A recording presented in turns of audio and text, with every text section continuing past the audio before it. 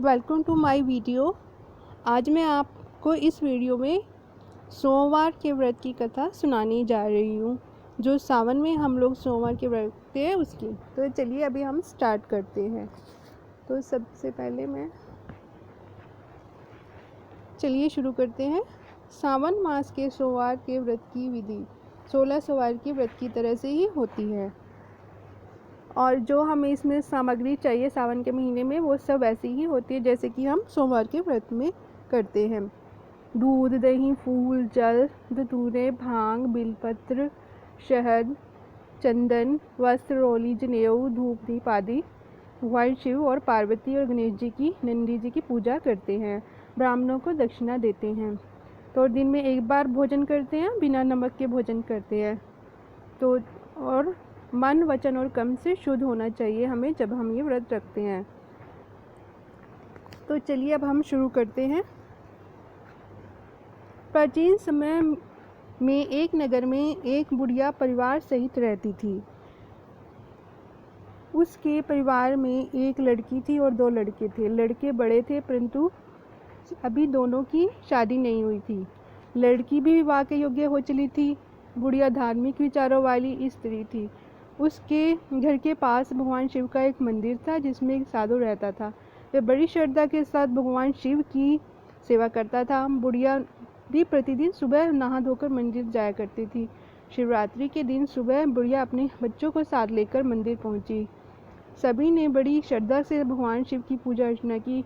घर को वापस आते समय बुढ़िया ने साधु को अपने बच्चों को आशीर्वाद देने के लिए कहा। साधु ने लड़कों को बहुत से आशीर्वाद दिए, परंतु जो लड़की है उसको कोई भी आशीर्वाद नहीं दिया। बुढ़िया माई ने साधु से हैरान होकर नम्रता सहित पूछा, हे महात्मा, आपने लड़कों को तो बहुत से आशीर्वाद दिए हैं, पर जो मेरी बच्ची है उसे कोई भी आशीर्वाद नहीं दिया है। कृपया मेरी शंका का समाधान करें। साधु ने सबकी ओर देखा स्नेह की दृष्टि से और कहा कि मैं इस लड़की को आशीर्वाद नहीं दे सकता, क्योंकि इसके भाग्य में सुहाग का सुख नहीं है। साधु के वचन को सुनकर सभी हैरान हो गए। सभी के चेहरे पर परेशानी की लकीरें दिखाई देने लगी। बुढ़िया ने साधु से प्रार्थना की कि इसका कोई उपाय है तो कृपया बताइए हमें, इससे हमारी प्यारी बेटी को सुहाग की प्राप्ति होगी। हम अपनी बेटी के इस कष्ट को दूर करने के लिए कुछ भी करने के लिए तैयार हैं। अगर हमारे प्राणों की आहुति भी देनी पड़ी तो भी हम बेटी का भला हो सकता है, उससे भी तो हम वो भी करने के लिए तैयार हैं। उन सभी की इस प्रकार की बातें सुनकर साधु कुछ देर मौन होकर हो गए। साधु ने कहा कि एक उपाय है, परंतु उपाय बहुत कठिन है, इससे प्राण जाने का भी डर है। सभी ने साधु की प्रार्थना की कि कृपा उस उपाय को हमें प्रकट करें, हम उससे अवश्य करेंगे।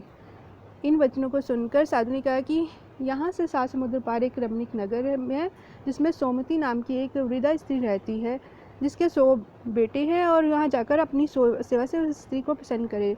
अगर वह स्त्री प्रसन्न हो जाती है तो अवश्य इसे सुहाग सुख की प्राप्ति हो जाएगी। आप लोग भी आज से समुद्र को आसानी से पार कर सकते हो, क्योंकि इसे पार करने के लिए आपको किश्ती मिल जाएगी, परंतु 7वें समुद्र को पार करने के लिए कुछ भी नहीं मिलेगा, क्योंकि वहाँ पर मानव का जाना बहुत ही कठिन है।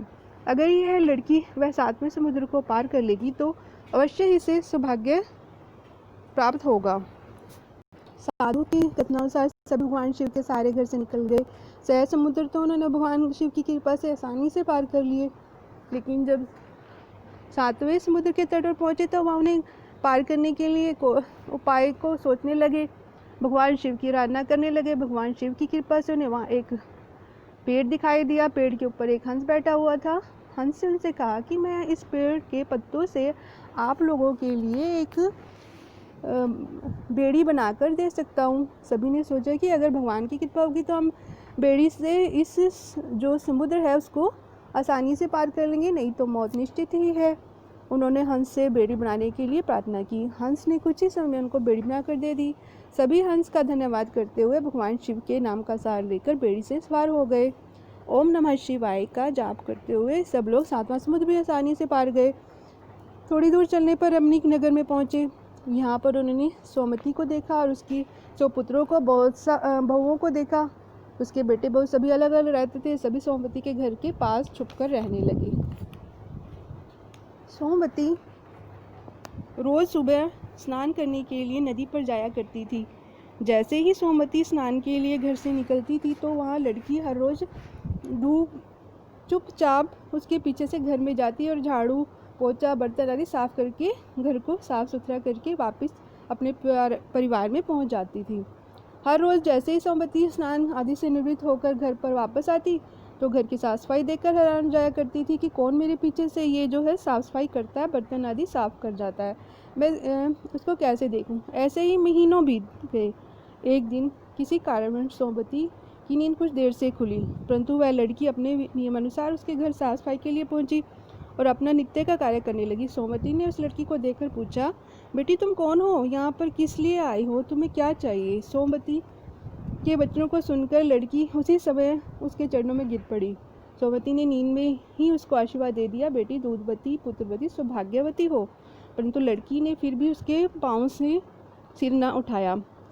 3 बार वही आशीर्वाद देने के पश्चात उठकर जब लड़की के सिर को उठाया तो देखा कि उसके भाग्य में तो सुहाग सुख नहीं है, परंतु मैंने उसे पुत्रवती होने का आशीर्वाद दे दिया है, ये कैसे होगा। सोमवती अभी सोच रही थी कि लड़की की माँ और भाई सभी वहाँ पर पहुँच गए। सभी सोमवती से प्रार्थना कर लेगी कि माँ आप ही इसकी माँ हो, आप ही इसकी खुशियाँ दे सकती हो। माँ सोमवती ने कहा ठीक है, मगर वह सावन मास में आने वाले सभी सोमवार को भगवान शिव का व्रत करे, यह व्रत सभी को मनवांछित फल देने वाला है। मेरी पार्वती भगवान शिव के आशीर्वाद से इसको भी मांगलिक सुख प्राप्त होगा, जो भी इच्छा है वो संपूर्ण होगी।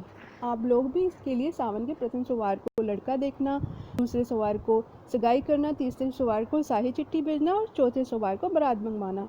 जैसे ही लड़का लगन मंडप में बैठेगा उसी समय वह वहाँ समा जाएगा। सभी रिश्तेदार भाई बंधु विलाप करने लगेंगे, दुनिया तरह तरह की बातें करने लगी, मगर आप मत रोना, सभी को चुप कराना और मुझे याद करना, मैं सब ठीक हो जाएगा। उन्होंने कहा ठीक है माँ, हम ऐसा ही करेंगे। सभी सोमवती की माँ से आशीर्वाद लेकर अपने घर को चल पड़े।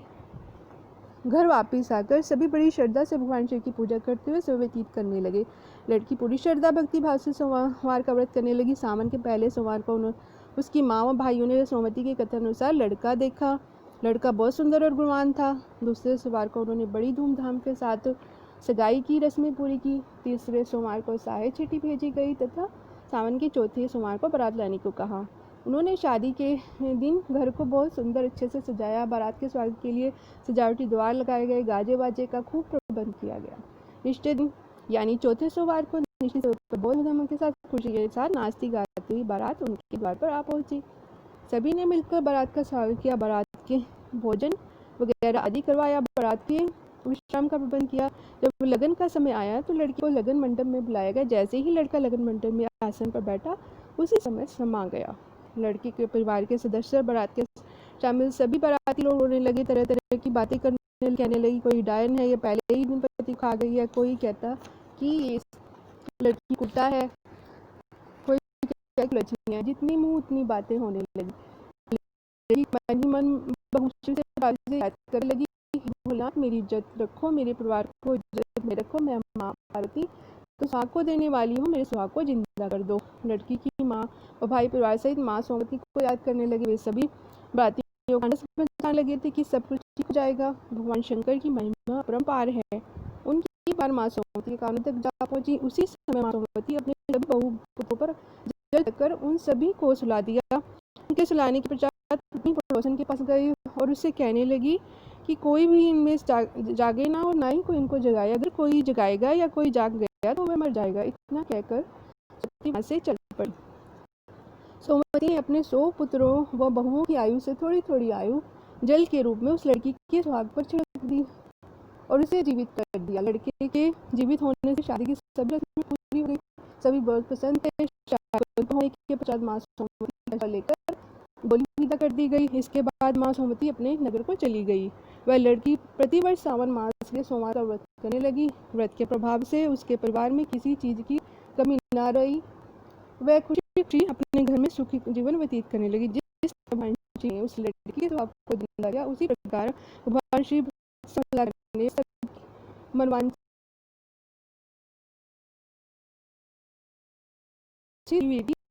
आप सुन चुके हो, ये बहुत अच्छी है। आप सोम के व्रत की कथा सुनी है तो आप इसको आनंद लीजिए कथा का। नमः शिवाय का जाप करते रहिए। ओम नमः।